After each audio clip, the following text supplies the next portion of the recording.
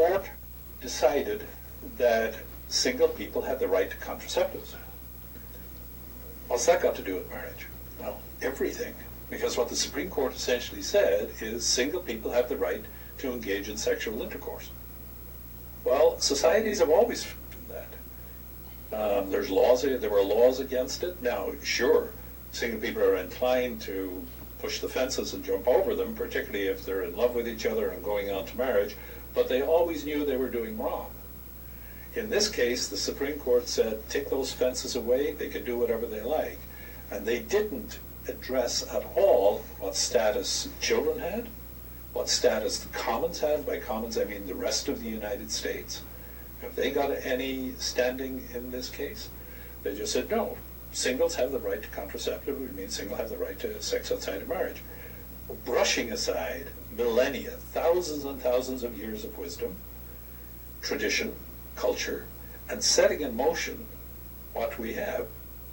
It's not the contraception, that's it. Everybody thinks this is about contraception. What this court case said was young people have the right to engage in sex outside of marriage. Society never gave young people that right.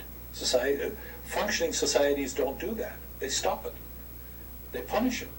They corral people. They shame them. They do whatever. The institution for the expression of sexuality is marriage. And all societies always shepherded young people there. What the Supreme Court said was, forget that shepherding. You can't block that. That's not to be done. There's an old saying that's fundamentalism is the fear that somebody somewhere is having fun. And I think that this clip right now just absolutely proved that.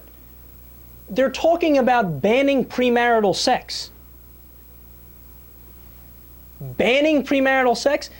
These are the same people that are supposedly small government conservatives. I thought I was listening to the Taliban there for a second. No, man. These guys are amazing.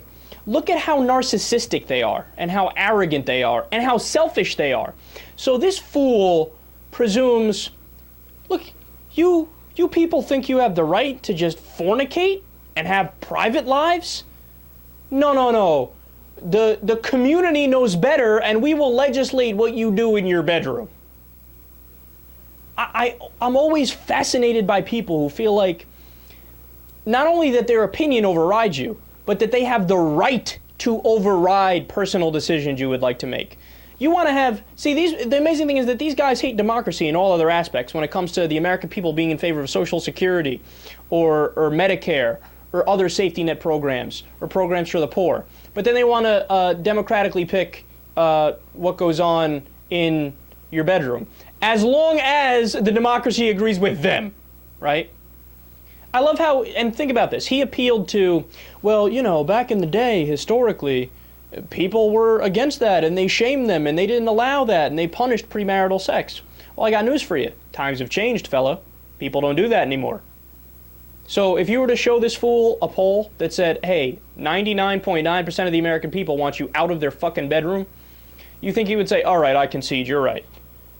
No, then he would use a different argument to try to justify banning premarital sex.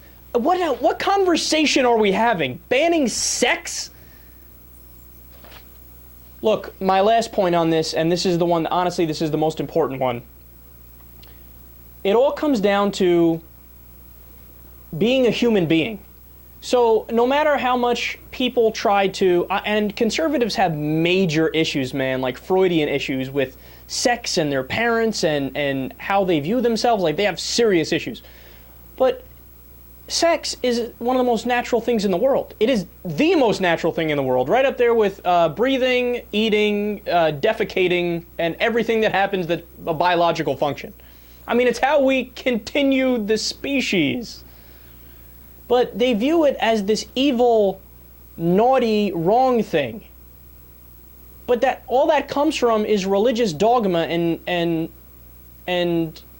tradition. But tradition in and of itself isn't a strong argument, and religious dogma is the opposite of a good argument. It's just say, do this because I say so. Well, that's not an argument, right? But I don't get why some people are afraid to be human. Like, enjoying sex and engaging in sex means that's what you do as a human being. There's no reason to be ashamed of it, right? And by the way, it's not like I'm advocating kindergartners start doing the dirty or 14-year-olds start doing the dirty. No, we make sane laws where we draw a line at a place which makes sense, where after here you're allowed to consent because you're not fully developed until this point, so on and so forth, right? And that all makes sense. But they want to take it a step further, and they want to say, no, that's not enough. We need to go back to a puritanical society. Well, I got news for you, dude. Even when there was puritanical societies that tried to do the thing he's referring to and hold off till marriage, a lot of times people weren't able to do that, right? And if they did do it, they were repressed and they felt terrible and they ended up manifesting that in all types of weird ways.